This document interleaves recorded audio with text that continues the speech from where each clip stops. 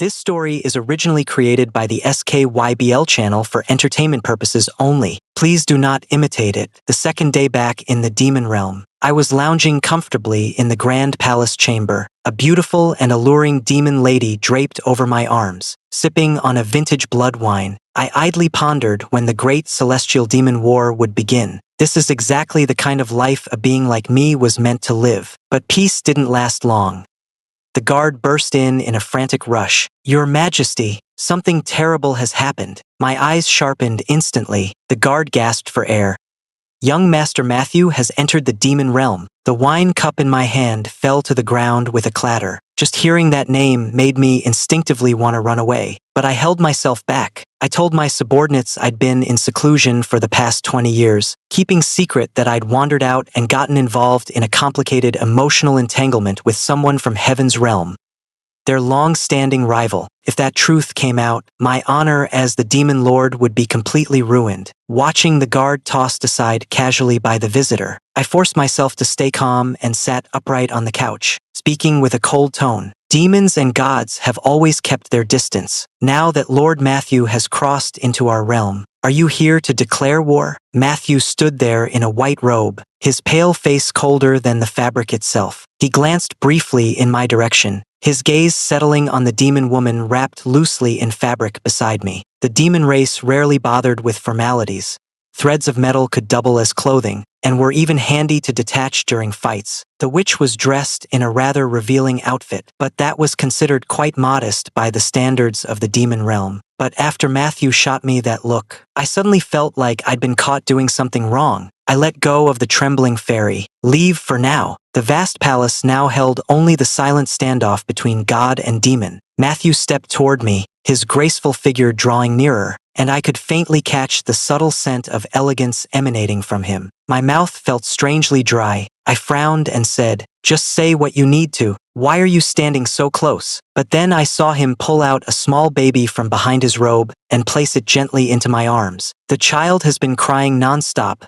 Might be hungry, needs to be fed. I stared down in surprise. The child had been silenced by magic, crying silently with tears and snot running down their face, looking utterly pitiful. But I shot up from my seat in fury. "Matthew, are you even sane? I'm a man. A man. How could I possibly help you take care of a child? If you want to fight, just say so. No need to provoke or insult me. Do you really think I won't start a divine and demonic clash right now and storm the southern heaven gate?" Matthew calmly wiped the saliva off his face, acting this desperate. "It's like you're trying to deny responsibility, isn't it? You gave birth to this child, so who else should be feeding him?" He waved his hand, and a large screen appeared in the air, quickly showing moments from our intertwined life over the past 20 years. "Shall I refresh your memory about how this child came to be?" I flushed with embarrassment as I brought the child closer. "No need for that, really. I truly don't understand. Why did Matthew descend to Earth to experience emotional trials? Yet it's me who ends up suffering." Matthew was the greatest warrior in heaven, yet he was born with a cold heart and detached nature. The divine emperor sought to balance Matthew's nature by cultivating compassion and a deep care for all living beings. Thus, he ordered Matthew to be reborn in the mortal world to experience human emotions and desires. However, the demon clan has been watching closely from the shadows, occasionally causing trouble, so heaven could not afford to let the warrior remain outside too long. So when Henry was crafting Matthew's fate, he gave him a charm that made him naturally beloved by all, regardless of gender or age. With one lifetime spent in relationships equivalent to 10 ordinary lives, Matthew could quickly grasp the depth of love and loss. Unfortunately, when I descended into the mortal realm intending to eliminate him, my timing went awry, and I ended up being reborn as his childhood friend. That made me the one fated to be entangled with Matthew for the longest time, the unlucky soul bound to him by destiny. They grew up together from a young age, and though both were boys, they secretly developed feelings for each other, unaware of what it meant but still promising their hearts to one another. I was bound by fate to love him completely, with no room for doubt. I stayed by Matthew's side through more than 10 years of study, selling off everything we had to raise funds for his journey to the capital for the imperial exams. I took on all the burdens without complaint. sleeping outdoors in all weather and taking care of every detail of his daily life. But soon, a series of romantic entanglements began to follow Matthew, with beautiful women appearing at every turn. He'd just buy a steamed bun, and the shopkeeper's wife would flirt with him playfully. Whenever he stopped at an inn for food or rest, the innkeeper's daughter would try to run away with him. When he stood up to a bully harassing a woman, saving her in heroic fashion, not only did she want to dedicate herself to him, but the bully himself also tried to force him into marriage. And if they passed by a mountain village, things got even worse. Rival gangs from miles around fought fiercely over him, leading to serious injuries and heavy losses. The nearby officials thought the imperial forces had arrived to crush the bandits and happily brought villagers to thank their hero. That day, I didn't dare let Matthew step outside the room. As soon as he showed up, it was safe to say half the young men and women there would have fallen for him instantly. My jealousy is already overflowing. I simply can't fit in any more brothers or sisters right now. But this was far from over. Matthew passed the imperial exams with top honors and became the youngest scholar ever to win the title of Tan Hua Lang. On the day of the victory parade, the young man wore a crimson robe and had golden flowers pinned in his hair. His face was as fair as jade, his figure slender and graceful like a bamboo stalk. The midday sun shone on his face, and his deep, luminous eyes sparkled like polished glass. As he rode past, he suddenly turned to look back. A small smile from him sent my heart racing. The princess, who had come out of the palace in plain clothes, felt her own heartbeat quicken for a moment. The next day, an imperial decree arrived, summoning Matthew to become the royal consort. At this point, my role as his childhood friend should have come to an end. I just cry a little, curse him for being unfaithful, ask for some travel money as compensation, and then quietly return home on my own. Who do you think I am? The one who defeated the entire demon clan and claimed the throne of the Supreme Lord. How could I possibly give up so easily? Even if I were just an ordinary person, I'd still make something truly extraordinary happen. I found a secret remedy and took it, then cried and clung to Matthew tightly. I appealed to our bond and poured out my heartfelt emotions. The remedy worked surprisingly well, but human affairs can be so unreasonable. I thought skipping the ticket and boarding later was already shameful enough, but the princess turned out even more forceful. She took young Master Matthew to her own residence by force and stationed soldiers to keep me locked away. The day I was in great difficulty. A grand royal wedding was being held in the capital city. The more I thought about it, the angrier I became. What did coming down to earth even bring me this time? I've spent 20 years digging up wild vegetables, and then I got betrayed and stabbed. I glared at Matthew. How did this child come about? Do you even have the nerve to ask, as if it had nothing to do with you? Do you really think I could have done all of this alone? I raised my hand and summoned a mirror in midair. Matthew tried to use my past actions in the mortal world against me, but I immediately showed him exactly what happened over those 3 days. Who could possibly be more shameless than us? That's the real question. Matthew's face turned visibly red. His jaw clenched as he said, "Enough!" I gave a sharp huff and pulled back. The little one in my arms stopped crying, sucking on my finger while big eyes darted between me and Matthew. Matthew gently brushed his palm across the child's eyes, putting him into a calm state. "Keep your words for later.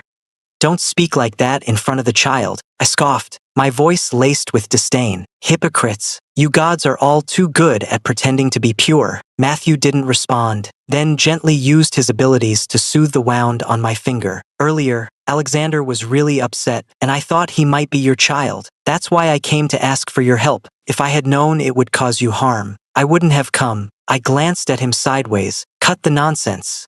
I'm not buying it. Not remembering anything from my time among mortals is one thing, but now that gods and demons are at odds, what's this attempt at closeness?" I handed the child back to him. "Anything else? If not, just leave. Don't even think about using our son to turn me. Our demon clan doesn't care for family ties." Matthew's expression flickered several times, as if he wanted to push back, but he held himself in check. Matthew handed me a jade vial, his expression serious. "An herbal remedy to restore your energy.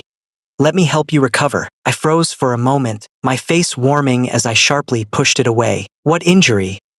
"I'm perfectly fine." Matthew glanced at me briefly, then moved with swift precision, pressing his palm against the wound on my abdomen. I instantly bit down hard on my lip to suppress a cry of pain. That was the injury Alexander sustained at birth. If you go against fate, there's always a price to pay. I never expected humans to be so fragile. It was essentially a life for a life back then. The severe blow penetrated deep, affecting even my core essence. Matthew ran his hand over the scar, paused briefly, then spoke quietly. Regardless, this time I was at fault with you. I said nothing, having been entangled in the mortal realm for decades. Yet to divine beings, it was but a fleeting moment. In millennia past, the high deity and the demon lord only met on the battlefield. Being so close and treating wounds face to face made me feel uneasy. But Matthew feared I'd flee, so he held my vital point with one hand while channeling divine energy with the other. I had no choice but to sit still and focus on regaining my strength, making small talk to ease the awkwardness. I've checked your reincarnation record. After becoming a royal consort, you still had decades left in your life. Why did you return so soon? Matthew spoke leisurely. The length of one's fate doesn't matter. Enlightenment is all that counts. I teased him. So, was the princess a real firebrand?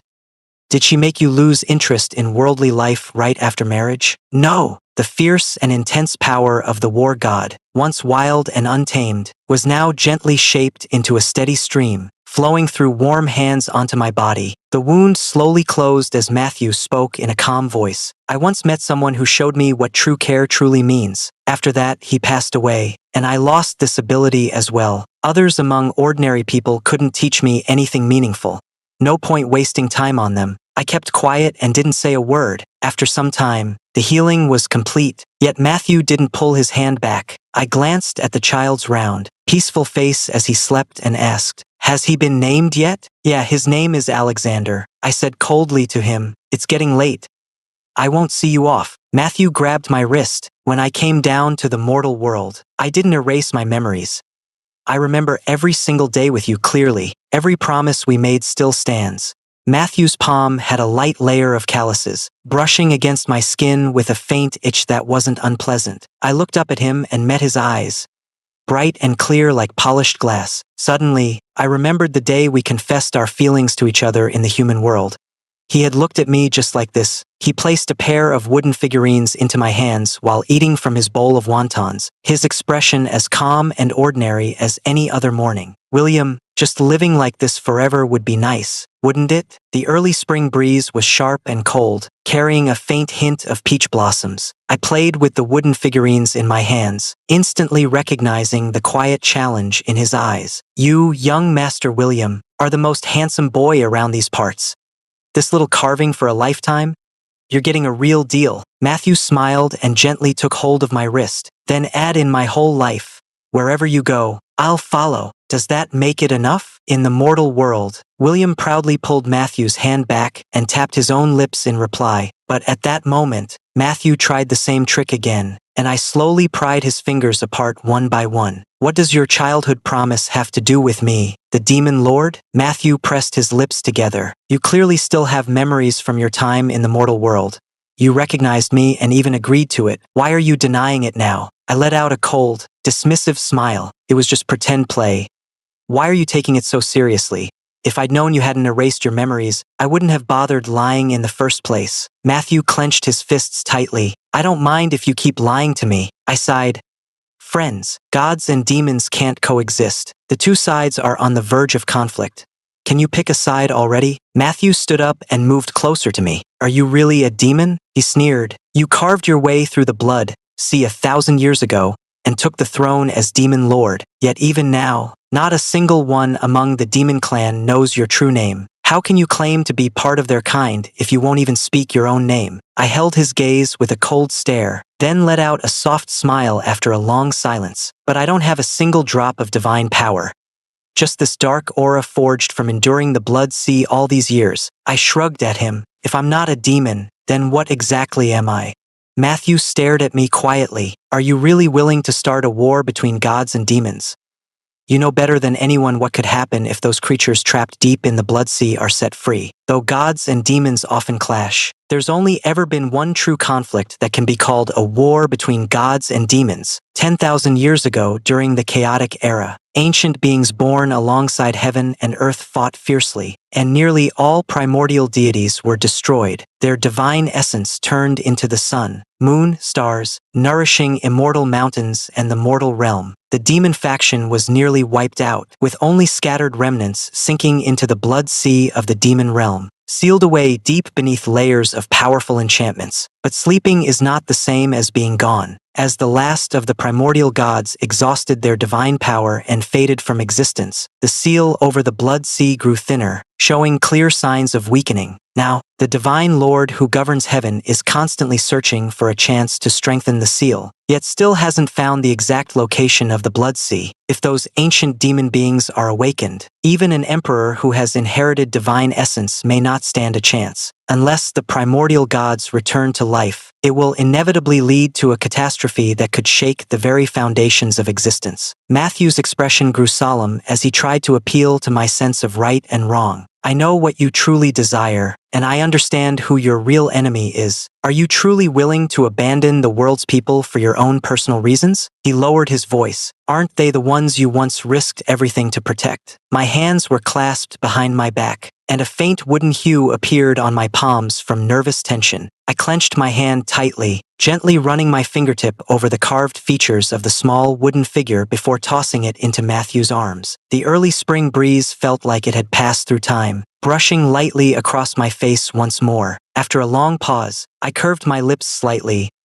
Next time we meet on the battlefield, if you stand in my way, I'll have to stop you. Matthew caught the small wooden figure that looked just like him, his lips trembling. He whispered, "All right." Matthew left in a daze.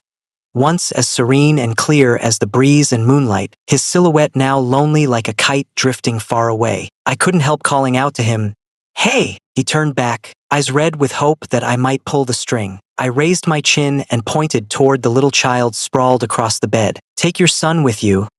This isn't a nursery, and kids aren't meant to be left lying around." Matthew looked so frustrated it was as if he could barely breathe. He let out a bitter chuckle. "Everyone says I'm cold-hearted and unfeeling. But compared to you, I admit defeat." He picked up Alexander and walked away with firm determination. I watched his back retreating and squeezed the other wooden figurine hidden in my sleeve. Many, many years ago, those in the human realm who had great merit could ascend to the heavenly realm to fill vacant divine positions. These were known as later-born divine lords. Among the first to ascend were a king, a scholar official, and a warrior. Back then, I loved teaching others, so I took all three as my disciples and guided them in their cultivation. The other two were afraid of me and studied with great respect, but the warrior was young and impulsive, refusing to accept authority. I made him submit, broke his sword, and greatly tempered his fiery spirit. You only know how to push forward without knowing when to hold back. This will never lead to true mastery. From now on, practice every day. Use a long spear to carve a rose onto peach pits. Thousands of years later, the caretaker from the peach garden came to complain to me, "Keep an eye on your student. He ruined the last batch of ripe peaches, and now he's causing trouble again just as this batch is beginning to bloom." I hurried over and found Matthew standing proudly beneath a peach tree, holding his sword. The entire garden was filled with delicate pink petals, each carved into a human face, gentle eyes lowered, expressions ranging from mild scolding to quiet laughter. Each one mirrored my own features. I ended up laughing out of exasperation. Fine, this is my fault. You've mastered your swordplay. You're ready to leave. Go on, get out already." Matthew looked at me, his eyes carrying a hint of anticipation. "Isn't it nice?" I started to walk away. "The carving is well done. Just don't do anything like this again." He caught up with me and held a blooming peach blossom out in front of my eyes. "You don't like it?" I let out a soft sigh. "This peach grove blooms only once every 3,000 years, and the spirit fruit it bears helps cultivate the late-stage divine lord's cultivation. It's incredibly rare." Matthew lowered his head. "I'm sorry.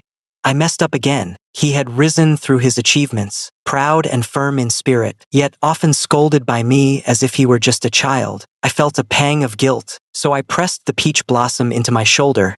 and infused it with divine energy into my flesh. I'll take it. Thank you for the flower. He looked up at me, and I gently brushed a fallen leaf from his shoulder. If you ever want to give me something in the future, just carve a simple piece of wood. Matthew nodded in agreement. So much happened afterward that I had completely forgotten those words. It wasn't until our reunion in the mortal world that I received a pair of wooden figurines. One was him and one was me. That's when I realized I had been searching for him all along. And he recognized me too. We both pretended not to know what we clearly understood. The doors of the demon palace swayed slightly, and Mistress Sophia peeked in from the doorway. She was once just an unremarkable doddering vine. When I fell into the demon realm, a few drops of my blood touched her petals, giving her awareness and a quiet connection to me. Sophia slipped in quietly and whispered, "Master, is that little child really yours?" I put away the wooden figures, my expression calm. I had no choice when I came down to the mortal realm, though I never expected Henry, that rascal, to come up with such a story. Sophia speculated, he must have read too many old tales. There are even wilder stories in human forbidden books. I glanced at her. How do you know that? Sophia grinned mischievously and changed the subject. Your Highness, the elders are here to see you. I placed the mask over my face. Let them in. Most of the original demons are gone. Some destroyed, others sealed now. What remains of the demon clan mostly formed from the world's lingering resentment and sins. They never hid their greed or cruelty, confronting me directly. Just now, the divine envoy entered the demon palace alone, clearly breaking the rules, yet your highness allowed them to come and go freely. May we ask why? The time for a major conflict hasn't arrived, and there's no need to kill right now. The lead elder stepped forward, closing in with a faint trace of ancient demon blood flowing through him as he projected his authority. After being in seclusion for so long, is the master truly training, or secretly working with the divine clan? I lounged on a bone chair with one leg propped up, wearing a faint, unreadable expression. Are you questioning the master's authority? The elder's gaze turned cold and hostile as he extended his withered, sharp fingers toward me. You don't even dare show your true face. Just who are you, really? I remained still, letting him shatter the mask without a move. At the moment he saw my face, the elder's eyes widened in shock. It's you! The last one. The reason a secret remains hidden is because every single person who knew the truth, with one hand, I brushed gently above his head and whispered, has met their end. The most respected warrior of the demon clan fell instantly under my hand. The mask fragments reassembled in my hand. I didn't put it back on, but no one dared look up at me again. Any objections from the elders? The entire hall fell to their knees in submission. We pledge our loyalty to you, Master. As soon as they hurriedly retreated, silence lasted no more than a few minutes before the palace doors were thrown open again in haste. Are you trying to provoke me? A loud baby's cry echoed, and Matthew walked in with a blank expression, his pristine robe dripping wet. Your son soaked my clothes.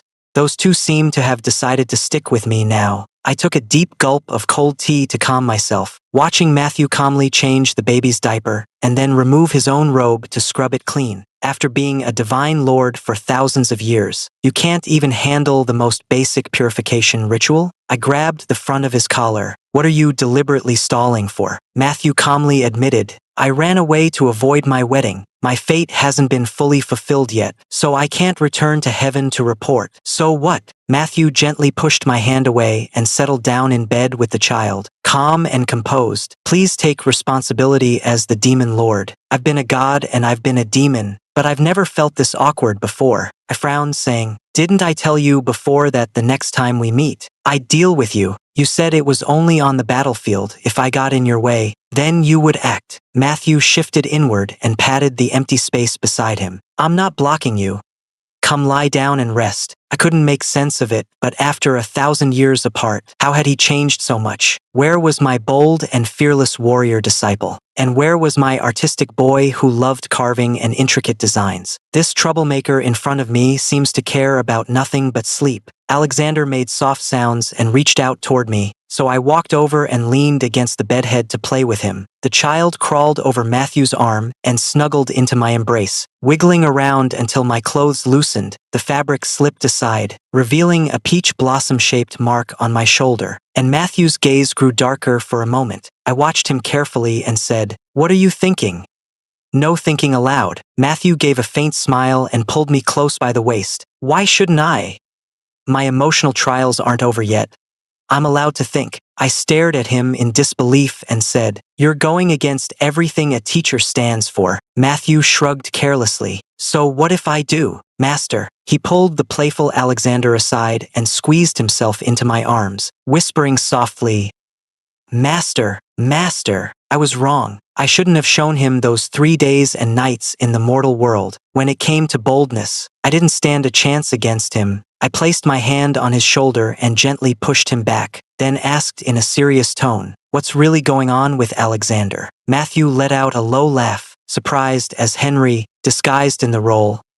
The merchant was actually Henry in disguise. My mind cleared up a bit. He deliberately used your name in the ledger to lure you into the trap. Good, good, good. One wrote a dramatic story about our master, and the other played it to perfection. I really must have picked up 2 excellent students. Matthew gently placed his hand over my eyes and leaned in close, whispering softly by my ear, "Only I and he know where you are, and no one else has been told." For several days in a row, I was constantly caught up with this father and son pair. I was about to lose control. Just then, an unexpected visitor arrived in the demon realm, and I hurried over to greet them. "Shameless demon. So you're the one who took Matthew away." A white-robed goddess stood with fierce brows, pointing at me and shouting angrily. I weakly waved my hand. "He's still asleep on my bed. Just take him away." I truly just wanted to get rid of this clingy guy, but to others, it sounded like I was bragging outright. The goddess raised her hand and launched a strike. "Lowly demon. How dare you provoke me?" I dodged to the side and said, "Wow, so fierce. Aren't you the human princess who always takes what she wants?" The goddess sneered, her voice sharp with pride. "I am the daughter of the heavenly emperor. Today we've crossed paths in enmity. Tomorrow, heavenly forces will lay waste to the demon realm." My interest piqued. "How old are you this year?" The goddess frowned. 3,000 years. I tapped my fingers as I calculated. Robert sure moves fast. Just married and already has a child. Hey, how many wives did he take? Which one of them bore you? The goddess had never heard such words before, her eyes blazing with fury as she launched a relentless assault toward me. "How dare you? What kind of person are you to speak your father's name so boldly?" I dodged left and right, while the palace chamber was shattered by bursts of divine power. "Back when I ruled supreme, your father was still just a child playing with mud," the goddess shouted in anger. "Nonsense. My father is a disciple of the ancient deity, the last of the primordial gods who passed down his divine essence to him. His status is unmatched. What are you even supposed to be?" As a palm strike rushed toward my face, I didn't dodge or react. I simply leaned back gently. Matthew arrived from the inner chamber and quickly caught me in his arms, glaring at the goddess. "Grace, stop!" The goddess stared at him in silence, tears welling up in her eyes. "Young Master Matthew, are you truly under the influence of the demon clan?" Matthew waved his hand, using magic to restore the ruined palace to its former state. "I know exactly what I'm doing." Tears welled up in Grace's eyes as she said, "I'll report this to my father. Do whatever you want." Clinging to Matthew's chest, I whined, "The princess is such a drama queen. She even wrote Henry into a romantic pairing with her. If I've offended her, the emperor won't let me off easily. I'm so scared. Will my older divine brother protect me?" Matthew held back a smile. "Yes, I will protect you." Grace was so furious she could barely keep her composure, glaring at me with clenched teeth before turning away in clear annoyance. I straightened up, regaining my usual calm, and glanced sideways at Matthew. "By rank, Grace should call you uncle. By age, you're vastly older than her by thousands of years. You're the one making a young woman worry over you. Doesn't that make you the old bull eating fresh grass?" Matthew protested. "I never did anything to provoke her." He waved, and Alexander came over. Matthew lifted his son into his arms, tilting his head toward me. "Truth is, I'm the one being nibbled on." I flashed a wide, exaggerated grin. My expression twisted in mock offense. "Thinking I'm too old?" Matthew laughed. "I wouldn't dare." Alexander looked at me with wide, curious eyes. "Father, how old are you?" I gently pinched his little cheek. "Your father here is as old as the heavens and earth." Alexander grew strong on my life force, and within just a few days, his body had reached the size of an ordinary 5-year-old child. His features had fully formed, nearly identical to mine. I stared at him for a long moment before speaking to Matthew. I thought you were Robert's most loyal companion. Long ago the gods fell, and their divine energy nourished the mortal world, leading to the rise of new deities. Robert and Matthew were the first to stand by my side. In life, one was an earthly emperor, the other a loyal and noble general. They were rulers and subjects in their time on earth, brothers in heaven. Robert faced danger several times, and Matthew always came to his aid, especially during the 3,000 years I was cut off from the heavens. Matthew protected him without hesitation or regard for cost. That is why I fell from the sky and hid in the blood sea, afraid to reach out to anyone, because the one I trusted most had tried to end my life, while the other followed him blindly. But as Alexander grew older, the familiar power within him began to surface. I suddenly realized that things weren't as I thought. There was never truly no one behind me. You're mistaken. Matthew shook his head. I wasn't protecting Robert. I was guarding what he took from you. Your divine essence. I looked up in surprise. You know all this? Matthew spoke quietly. You were focused on reinforcing the Blood Sea's seal and planning Robert's wedding. Every time I came to see you, you had no time for me. I hesitated. The southern demons caused chaos. Weren't you fighting down there? Matthew's gaze grew shadowed, a flicker of pain crossing his face. There were no major demons in the South Sea. Robert deliberately sent me away. When I returned, I found you exhausted from sustaining the seal, and Robert took advantage to dismantle your divine essence and claim it for himself. He lowered his gaze, looking at the child in his arms. Robert acted with extreme severity. Your divine essence shattered into countless glowing sparks, which he absorbed. I managed to catch just one fragment. That's Alexander. Without your divine essence, you would no longer be a being of godhood. I destroyed my own body and turned to ash, hiding within the blood sea. The barrier once formed by my power became my sanctuary. It took me 2,000 years before I could finally reassemble myself. The fragmented divine essence, having been separated from its core for too long, would slowly fade away. It was Matthew who continuously nurtured it with his life force, waiting patiently until I reappeared, before finally returning it to me. Alexander is a part of me. It is also bound to Matthew's fate. Matthew suggested, there are ways other than war to reclaim the divine essence. I could secretly take Robert and bring him to the demon realm. I gave a quiet smile. He is the Emperor Sovereign. If you harm him, you'll be breaking from the heavenly path. There will be no place for you in heaven ever again. I don't care. Matthew's expression remained calm, as peaceful as an ordinary morning in the mortal world. He told me, wherever you go from now on, I'll follow. I knew he was capable of doing it. I let out a soft sigh. The heavenly clan has been searching for the location of the Blood Sea, hasn't it? Come with me. The heavens and earth were separated, with the upper realm pure and bright, the lower realm dark and heavy. Yet yin and yang are endless. Eventually, they will blend into chaos once more. I led Matthew through the sky until we reached the boundary between heaven and earth, then leapt straight into the vast emptiness beyond, falling endlessly. Darkness swallowed the light, and the fall seemed endless. At the moment of deepest despair, we reached the underworld's abyss, the blood-soaked chasm. The black pool beneath our feet was like quicksand. Every step was dragged down by dark, heavy air, while fierce winds cut across our faces, and the haunting cries of ancient creatures echoed through our ears. Matthew's composed expression cracked slightly, his eyes wide with shock. Didn't the ancient battle between gods and demons end in a draw? Then why did the ancient gods vanish completely, while so many monsters still survive? I shook off the dark mist clinging to my feet. Gods and demons fell, but humanity rose. Accumulate good deeds to rise in power. Let sorrow fill the void of dark paths. People are full of emotions and desires. 7 passions, 6 cravings, 8 sufferings, 9 trials. It's easy to be greedy, angry, or lost in confusion. How many truly achieve inner peace? I led Matthew forward slowly, the seal I had once cast with divine power now as thin as paper. The core point of the spell was wrapped by the great demon's tendril, trembling on the verge of collapse. It wasn't because I sought to reclaim my divine essence that I started the war between gods and demons. Instead, the seal was about to break.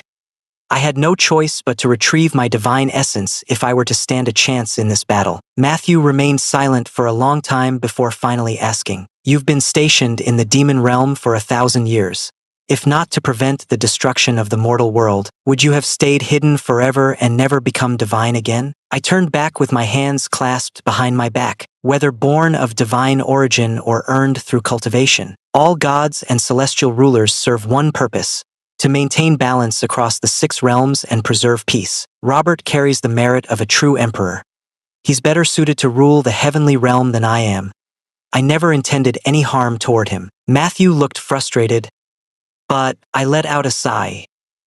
He's been weighed down by inner doubts, unable to fully unite with the divine essence. So he can't wield the sky-annihilating blade. This challenge is beyond him. A wave of blood-soaked wind swept over me, and I paused, slowly speaking the rest. I can't break through it either now. Long ago, all the gods were gone, leaving only me to survive. It takes 1,000 years of build-up just to form one spell array, 7 arrays combined.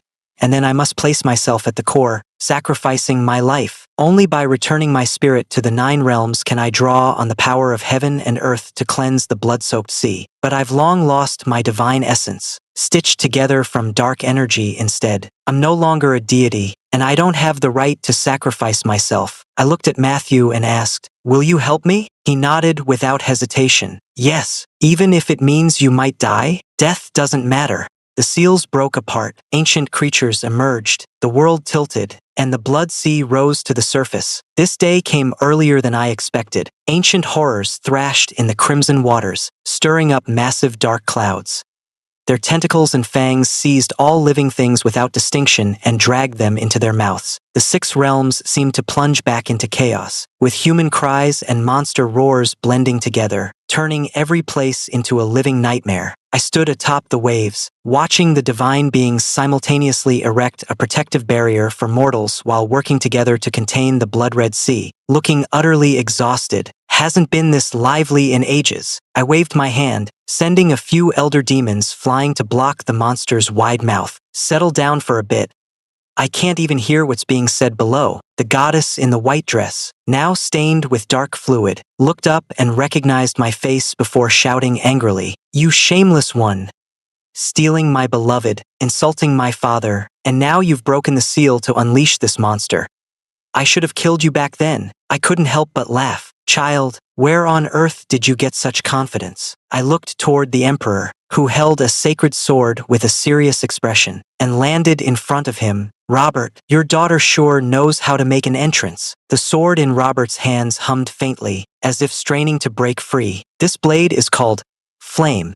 It was my core magical artifact long ago." I lightly raised my hand, and it swiftly flew into my palm. At the same time, all the most senior divine generals accompanying the emperor were present, many of whom had seen my true form before and instinctively fell to their knees in shock. "Hail, William, true deity!" Grace, muttering under her breath as she rushed over, froze in place. She was born after I had left the celestial realm, but she must have heard my name spoken before. "William, the mentor of the Emperor Lord and the last of the primordial deities. This can't be possible." Grace's face went blank for a moment, then she spoke with resolve. "My ancestor passed away long ago. He's clearly a demon, skilled at manipulating minds." Matthew, the high god, was fooled by him. The deity mentioned followed behind me, his sword gleaming with sharp intent as it pointed directly at the emperor. Stung by the words, Grace shouted, "Father! Kill this demon and rescue Matthew." The flaming sword, fiercely loyal to its master, surged with murderous intent the instant she spoke. Within a heartbeat, it was about to charge toward the goddess. Robert waved his hand, pulling his daughter behind him, and sternly said, "How dare you?" Grace stared at the emperor, her heart filled with unease. She wondered about a question that left all the attending gods uncertain. If William had not truly perished, then where did her father's divine power come from? Was it not passed down? Could it have been taken instead, just like how he claimed the throne in mortal lands long ago?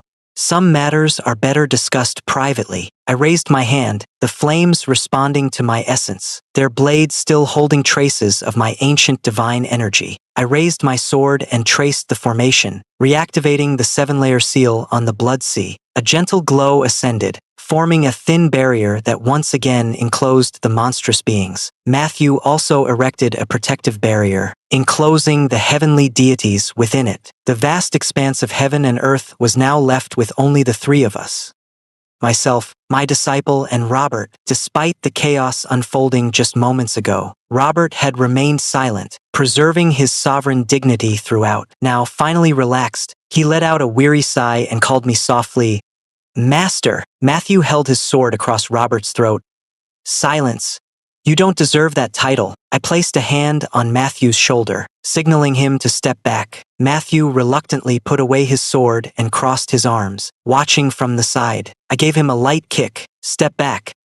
I need to have a quiet word with Robert." Matthew wore an expression of disbelief, as if shocked that I'd be talking privately with another man right in front of him and not letting him hear. It made me want to do it again, so I gave him another light slap. "Good boy. Just listen for once." Matthew shot a glare at the elder master, huffed in frustration, then walked off, even using the hilt of his sword to cover his ears. I turned back toward Robert and said with a soft tone, "He's always like this. Really deserves it." Robert looked after Matthew's retreating figure before finally turning his gaze back. "Master has never treated me like that before." I nodded. "You're my most reliable student, so of course I wouldn't reprimand you." "No." He shook his head. "You've never truly been close to me." Robert looked into my eyes, speaking with a gentle but firm tone. "No matter how I perform or what achievements I make, you always take them for granted and never give me a second glance." Meanwhile, Matthew caused trouble constantly in his early days. Reckless and impulsive. But you were always patient and guided him with care. Why is that? "Master, you have 3 students. Why do you only focus your attention on Matthew?" The more I heard it, the more uneasy it felt. I've never been human before, so I don't fully understand their thoughts before becoming deities. "Robert, are you competing for attention?" Robert remained calm and composed, showing no sign of discomfort. "Can't I have my share?" His straightforwardness made me feel a little embarrassed. I only have 3 disciples, yet I still fail to keep things balanced. I've fallen short as their teacher. Henry is laid back, Matthew is quick-tempered. Though they've ascended to divine lords, they still need refinement through experience. But you, Robert, are my most reliable disciple. You've ruled as a human emperor for many years. Kind-hearted and compassionate, always thinking of your people. You don't need my guidance to become a worthy divine lord." Robert remained silent. I let out a soft sigh. During my time on Earth, I once heard the saying, "The child who cries gets fed." I imagine Robert thought much the same. "You said I never notice what you do. That's not true. You're perceptive and have always been by my side. When my divine power was nearly gone 3,000 years ago, you must have sensed that I was close to falling." Robert's gaze flickered slightly. "At that time, you were the one I trusted most, which is why I dared to show you my most vulnerable side. When I'm gone, I'll leave control of heaven in your hands. I have no worries about it." I paused for a moment, speaking slowly. "But you still let me down. You ultimately brought the same power struggles from the mortal world into heaven." Robert lowered his gaze. I slightly reddened, and after a long silence, gave a faint, barely noticeable smile. "When I was still mortal, I never had any intention of rebellion. It was my older brother who planned to overthrow the throne, so I led troops to support the emperor, only to be misunderstood and distrusted by our father. I respected and cared for him deeply, yet even until his last breath, he believed I was after the throne. Now in heaven, I still respect and care for you. Even if I'm misunderstood once more, I wouldn't regret it." He turned toward the roaring crimson sea, his expression calm and composed. "The ritual of sacrificing a divine essence is inscribed on a broken pillar in the ancient temple, the place I entered while restoring it. Master, I know what you intend to do." I froze in surprise. Robert looked at me, knelt on one knee, tilted his face upward, and smiled gently. "Now that the crimson sea has emerged and my body holds the divine essence, I willingly offer myself to fulfill your will." His voice was soft and steady, carried through the howling winds of blood-red storms. "Master, I have never betrayed you." Robert placed one hand on his chest, seemingly preparing to activate the divine essence. I saw what he was doing and called out urgently, "Matthew, hurry!" A white robe flashed into view, and Matthew appeared instantly, holding Alexander and Robert facing off with wide eyes. The child gently cupped Robert's face, puckered his lips, and pressed them against his forehead. Alexander carried a shard of the divine essence, sharing the same origin as Robert's. The divine essence within Robert's chest transformed into delicate glowing particles, gently flowing outward and gathering at his forehead before being absorbed by Alexander. With the loss of the divine core, the Emperor's radiant aura suddenly dimmed, and he collapsed to the ground, unable to stand. I didn't have time to help him up. Shouting loudly, "Catch the sword!" Matthew reached out, caught him, pulled Alexander close, placed the flame into his small hand, and gently wrapped his large palm around it. "Son, hold on tight." Matthew was the first war god, having quelled upheavals across 6 realms for millennia and fulfilled his great deeds. No sacrifice required. Across all lands and seas, from every corner of the world, power would naturally flow to him. Matthew held Alexander tightly and leapt into the sky above the Crimson Sea, aiming at the core point as he poured every ounce of his power into a powerful strike from midair. The complete divine essence awakened within Alexander, radiant light of an ancient deity merging with the blade. The flame-infused sword let out a mighty roar as its energy took shape, a blazing phoenix soaring straight toward the core point. With one decisive blow, the blood sea was cleared, and the heavens trembled with power. After a dazzling burst of fire, the remnants of ancient monsters shattered apart. The blazing sword's light faded, broke into dust, and vanished completely from existence. Throughout the course of time, such overwhelming power, whether divine or demonic, should no longer remain in existence. The blood sea settled into calm, quietly sinking beneath the surface. Matthew descended with the child in his arms, his hair now streaked with white. He passed all of his divine power to Alexander, allowing him to summon the flames through a celestial form. Now that he had lost his celestial strength, he was no different from any ordinary person. Alexander was too young to understand what had just happened. He stared blankly at Matthew, then turned toward me. "Daddy, your face looks so pale and scary. After losing my divine essence, I destroyed my physical form and reshaped myself using the remnants of Blood Sea energy. With the Blood Sea destroyed, I've lost my source of power and can't survive much longer." Robert stumbled forward and grabbed my hand tightly. "I'm sorry, Master. I still ended up hurting you." I patted his shoulder. "It's not your fault. Without your help, I would have been destroyed along with the Blood Sea monster 3,000 years ago." Robert looked pale, lost in deep regret. I gently took Alexander into my arms, used a spell to gently erase his memories, and then placed him in Robert's care. "If you're truly burdened by guilt, then please take care of Alexander for me. He carries my divine essence and inherits Matthew's power, but neither Matthew nor I will be able to see him grow up. You'll have to guide him well, on both our behalf." Robert held the sleeping Alexander close, his gaze fixed on the face that mirrored mine perfectly. A single tear fell onto the child's cheek, and he nodded with solemn determination. "Yes, Master, I will obey your command." Matthew's protective barrier gradually faded away, and the divine beings within could only witness the world-shaking strike. Completely unaware of what had happened outside, Grace was about to shout at me again, but before she could speak, her father cast a silence spell on her. I chuckled. "Robert, your daughter really does have quite a fiery temper. Make sure you raise Alexander with more grace, okay?" Robert gave a strained smile. "Yes, she's been spoiled." I scanned the heavenly deities one by one. Some familiar faces, others new. Change and renewal are natural. This is how destiny unfolds. An old man with white hair met my gaze and quickly stepped back into the group of divine lords, looking uneasy. I called out without hesitation, "Henry, come here." The old man couldn't hide it. He walked over with a warm smile and bowed respectfully. "Master, have you been well lately?" I gave him a stern look. "Not in good shape at all. My energy has been drained too much. I nearly lost my life for Alexander." Henry wiped his brow nervously. "It was urgent, Master. Please forgive me. I wasn't really going to hold a grudge." I asked him, "What name did you write in the ledger for that ordinary dumpling stand I often go to with Matthew?" Henry froze for a moment, then quickly flipped through the ledger and told me. I gave Matthew a nod with my chin, then turned and headed toward the mortal realm. "It's not really about craving the taste of dumplings. There was someone there who said something to me once, and I just want to hear it again. All across the 6 realms say Master Matthew is cold-hearted and detached.